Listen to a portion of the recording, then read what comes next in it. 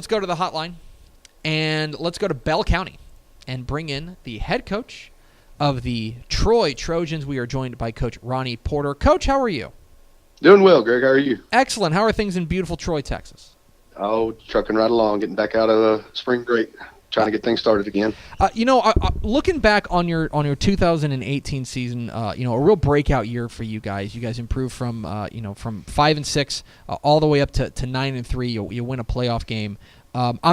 From where I'm sitting, it seems like that is a pretty clear success story. To move forward and to have that kind of winning season. I'm interested from your perspective how you would sum up, what the 2018 season was for your guys. I'd like to think it was a definite step forward. We took our lumps the year before, and we knew that we played a lot of young guys, and we were hoping that it would pay off, and it turned out to pay off. Being able to go 9-3 and like you said, win a playoff game. Hopefully we can continue taking steps forward for this next year. We go back to that playoff game. You guys beat Teague 35-21, a good Teague team, to win your first playoff game, and that was your first playoff win there at Troy. You got in there. You had a heartbreaker against West back in 2015. I'm real interested, kind of from your perspective. What did that win for you personally mean? As the head coach. I just feel like it was a step forward for the program. It's been a few years since we'd won a playoff game. So like I said, hopefully we can use it as a stepping stone and win more than one playoff game this next year. You guys are in such I'm sorry, sir. No. You guys are in such an interesting situation there in Central Texas where kind of realignment comes and goes, but you kind of know you're going to be thrown in with the Lions. You know what I mean? We're always going to be there. We're landlocked. You're absolutely right. There's a question mark whether we can go north or south some of the times, but for the most part, I think we're stuck with the schools we're stuck with. Yeah, and those district-wise, those schools include Cameron Yo and Rockdale. I mean, these are programs with state championship pedigree.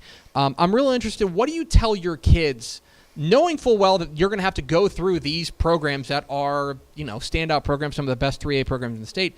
What's your message to your kids whenever you head into a season, knowing that you're going to have to play some of the best? That's where you want to be, so you got to play it. A few years ago, whenever we first got thrown into we were always part of the district. Whenever y'all called it the toughest district in the state, I think that was 15 or 16. Whenever Cameron and Rockdale and Gerald had just gotten off of Choice with one season, and just everybody that was in our district. Franklin got thrown into our district that year too. So we had two teams the year before had played for a state championship, and then to add to that, everybody that was in that district was a playoff team. Just the idea was y'all called it the toughest district toughest district in the state for a reason that we're part of it. So I think it helps you out in the long run if you get a chance to go on a long playoff run. That you've seen great talent and that gives you an advantage whenever you play those teams in the playoffs that may not have seen that same kind of talent week in, week out. We're talking with Ronnie Porter, the head coach of the Troy Trojans here on Texas Football Today. Get involved in the conversation, #TF Today. Coach, there was another win. Obviously, the playoff win for Teague was a big one, but I go back to in October 20th, you guys knock off Rockdale 21-17. I mean, that's a defending state champion. That's a team that is ranked at the time. You guys are able to get a big win at home, snap a 5-game winning streak. Do you feel like that was a big step forward for your program as far as kind of jumping onto a statewide radar and feeling like you guys can beat anybody?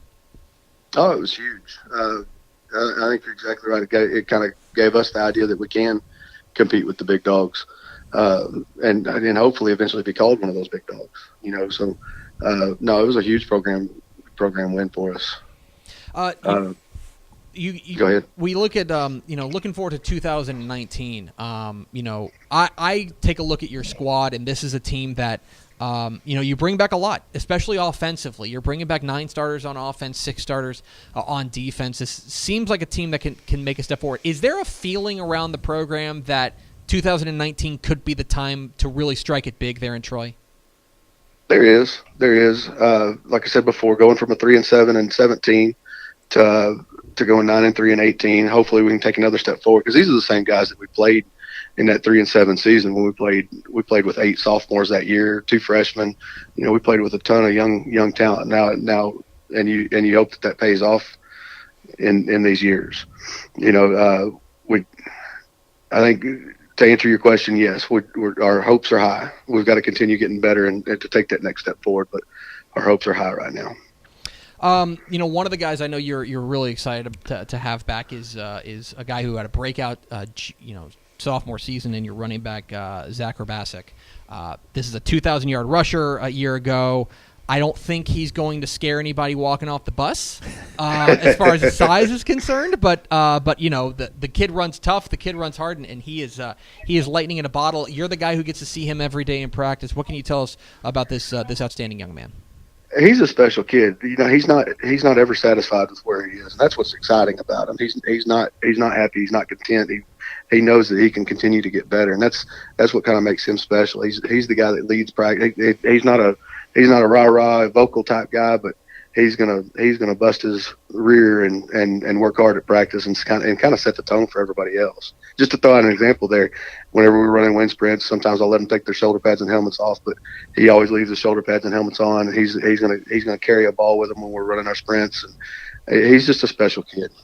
He really is. And you guys did take a big step forward offensively. You go back to the year before, it was the offense kind of got stuck in the mud. How much of it is Zach? How much of it is an offensive line, which also brings back a lot for 2019? What was kind of the difference for you guys to make that big offensive leap in 2018? Having to go from playing youngsters that got thrown in the fire earlier, now they're getting a little experience and starting to get pretty decent up front. That's a key. That's huge. Talking about returning, let's see, 3 of the guys that have this will be their 3rd year of varsity experience, and then we played a freshman at left tackle, and we'll be missing our right guard. That's all we've got to find. We've got plenty of candidates for that.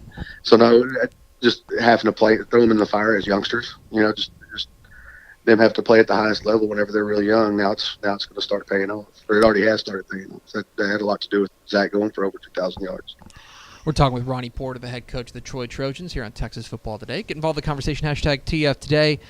Coach, on the other side of the ball, this is a defense that also made strides last year. And as we mentioned with your schedule, you kind of know what you're up against. You're going to have to be able to play a good defense just to get into the playoffs out of your own district. So, what can we expect going forward? I know 6 starters coming back on the defensive side. Do you feel like the defense has a chance to be better in 2019? I do. I think we'll be better on both sides of the ball. I think defensively we've got enough coming back to anchor and to set an example for the rest of the younger guys that we're going to have to play in those spots.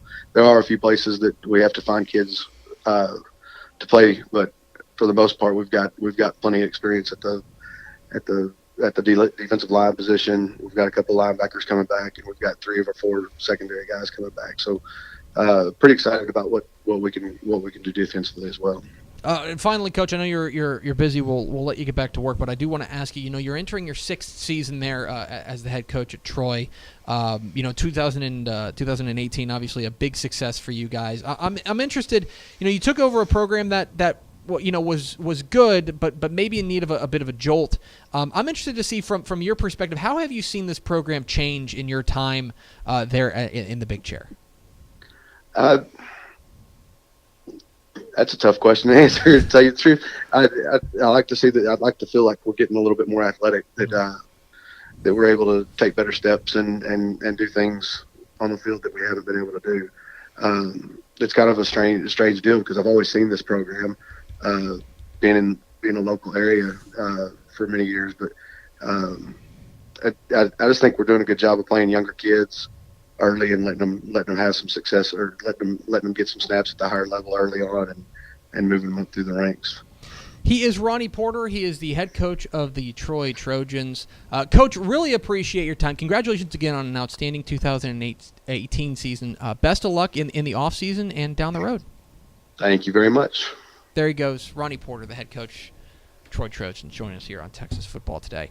Just a lot coming back. 15 starters back. You get a 2,000-yard back who is a 2,000-yard back as a sophomore. Mm-hmm. I mean, to get him back is big there. And this is a program that they've just kind of bob along. I think this is kind of the forgotten program in that district because we pay so much attention to the Battle of the Bell. We pay so much attention to Yo and Rockdale, and understandably so. They win titles, and it's hard to ignore that. But every once in a while, Gerald pops up in there too. So right, but they are we are. That's probably the team that is lurking. I would say, sure, and I feel like there's going to be a tendency going forward into 2019 to look at it and say, oh, it's Troy and Rockdale. It's Troy and Rockdale. Or I'm sorry, it's Yo and Rockdale. Yeah. And I just think Troy might be that team people are forgetting about. Sure. And having that 2,000-yard running back, having 6 starters on a good defense back, I think they're going to scare some people. And I think they got a chance to make a really deep run. So appreciate Coach Ronnie Porter hopping on with us, the head coach of the Troy Trojans.